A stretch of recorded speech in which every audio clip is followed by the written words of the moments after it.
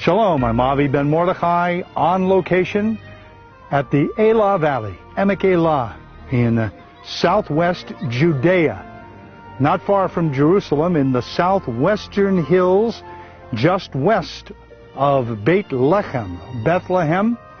We're out here perched high above the Elah Valley, and we are on an ancient biblical tell called Azekah. Azekah was excavated in 1898, 1899 by two famous archaeologists by the names of Bliss and McAllister. They were up here with their spades and their shovels digging around, looking for evidence for the stories and the events that are recorded in places like Jeremiah chapter 34:7, in Nehemiah chapter 11 verse 30, and also 2 Chronicles chapter 9 and verses 5 and 11, under the district and the authority of King Rehoboam, son of Solomon. So we're out here perched high above this valley, and one of the great stories that occurred in your Bible with lots of spiritual lessons for us is that of David and Goliath. And that story happened right out here, over my shoulder, on the right side of your screen.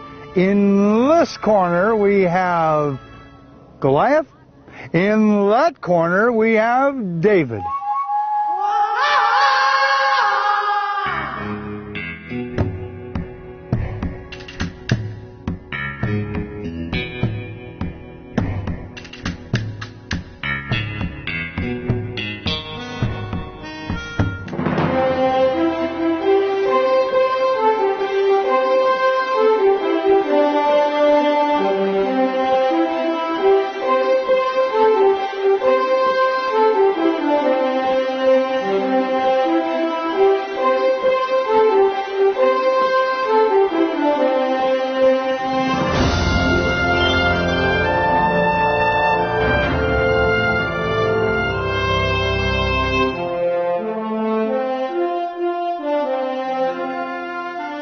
And so this whole story takes place there in the valley of Elah, which goes all the way back to the east.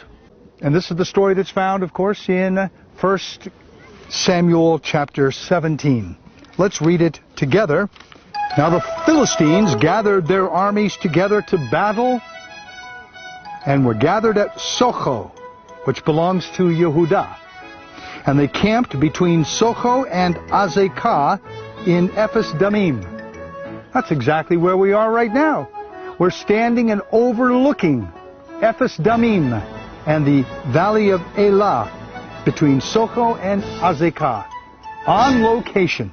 If David would have hit, let's say, Goliath in the face, it may have had ached him, but it wouldn't have killed him. You have to hit him at a few points up here, and David most probably knew it again when fighting off the wild beasts, lion and the wolves and all this. So he was sure of himself. But nobody else was sure that he would win.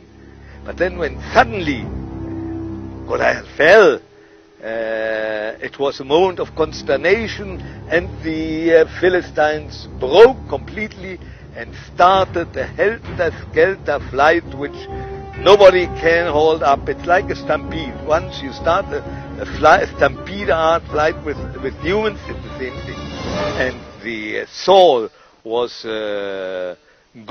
sufficiently good leader to take up the pursuit immediately, and they didn't give the Philistines sufficient rest to reform, and they pursued them along the valley and then down as far as Gat, which is much nearer to the coast, and up to there, and they slew a lot of Philistines, and David proved himself there not only as the giant slayer, but as a fighting man.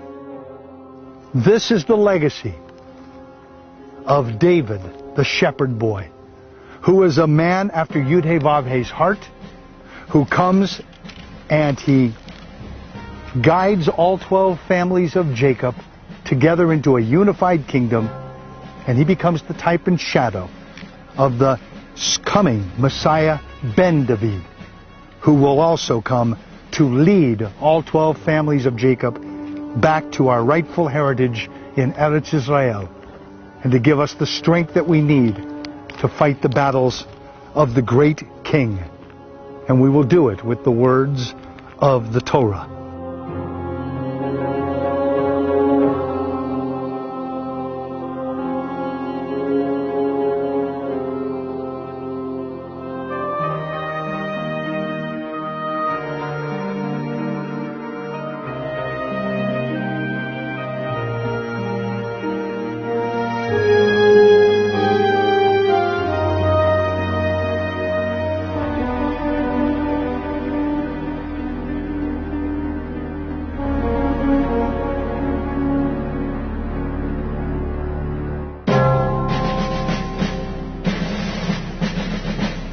This is our lesson.